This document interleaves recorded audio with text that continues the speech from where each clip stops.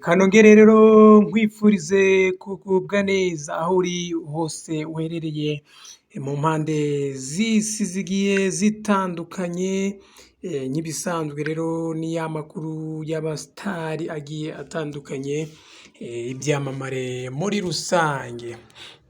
Ubu rero inkuru noneho igezweho ni umusitari kabisa, uyu ni uwitwa Baritazari. Baritazari rero muramuzi mu dukoryo amaze iminsi ari gutwikana natwo. Ubu rero Tiwa Savage nawe yarwaniye ishyaka Baritazari ngo yitwa Baritazari Engoga wabaye iciro ry'imigani.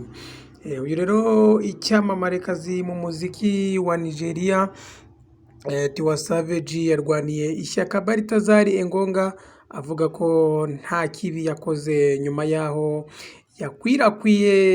yakwirakwije amashusho ye agera muri 400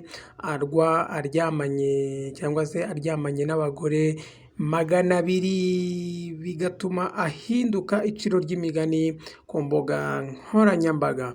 Uyu rero Tiwa Savage ubwo yari mu kiganiro yagiranye na Radio The Beat FM, yabajijwe kucyo avuga kuri uyu mugabo umaze iminsi anyeganyeza isi, avuga ko kuri we asanga nta kidasanzwe uyu mugabo Baritazari yakoze. Uyu mugore yavuze ko we yasanze Baritazari nta kibi yakoze ku buryo abantu bamuciraho iteka, kuko mu mashusho yabashije kubona yabonaga abagore babaga baryamanye bose babaga bari kumwenyura, ubona ko bishimiye serivisi ari kubaha, bityo rero ko abantu bakwiye kumuvaho bakamuha agahenge. Ati mumureke wenyine, uyu mugabo nta kibi yigeze akora. Mu mashusho rero nabonye abagore babaga bari kumwe bishimiye serivisi ye. Ati nafashe umwanya wo kureba nsanga ahubwo uyu mugabo azi akazi ke.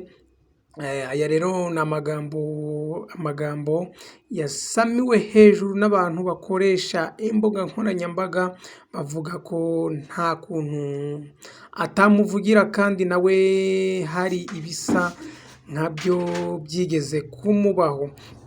Mu mwaka rero w'ibihumbi 2023 nibwo Tiwa Savage nawe yagarutsweho cyane ku mbuga nkoranyambaga bitewe n'amashusho yari afite igihe kingana n'amasegonda 10 yagiye hanze amugaragaza aryamanye n'umukunzi we. Rero ubwo yari mu kiganiro na Radio Power yo muri New York mu mwaka w'ibihumbi 2023, Tiwa Savage yavuze ko ayo mashusho yashyizwe hanze n'umukunzi we kuri konti ye ya Snapchat, abikora mu buryo bw'impanuka. Yavuze ko umukunzi we yahise ayasiba byihuse, gusa biba iby'ubusa kuko hari uwari wamaze kuyabona ayabika muri telefone ye. Ati rero yakomeje avuga ko uyu muntu wayabitse, ati yatangiye kujya amukangisha ko natamuha amafaranga azashyira hanze aya mashusho. Tiwa Savage rero akomeza kumutsembera birangira n'ubundi uyu muntu ayashyize hanze. Tiwa Savage rero bivugwa ko ari kuvugira uyu Baritazari bitewe n'uko nawe ibi bintu byigeze kumubaho mu myaka ishize irenga ni umwaka umwe ushize. Tiwa Savage rero nawe agaragayeho igikorwa nk'iki ngiki cyo kugaragara mu busaswa ari kumwe n'umutambukanyi we cyangwa se umukunzi we. Uyu rero Baritazari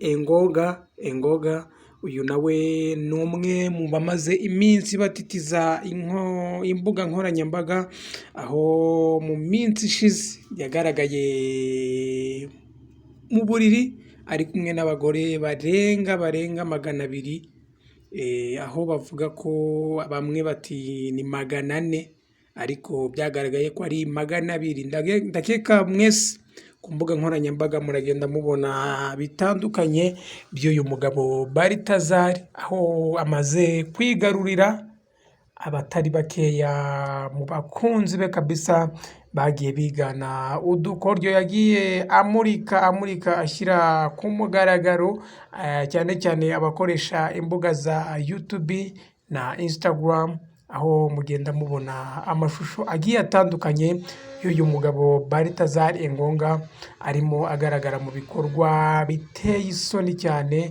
aho abagabo benshi kabisa batari kumvikanaho rumwe n'uyu mugabo ibyo yagaragaje arimo rwose mu bikorwa by'abantu bakuru. Kora subscribe turayikora kugira ngo dukomeze tubane mu biganiro bishyushye.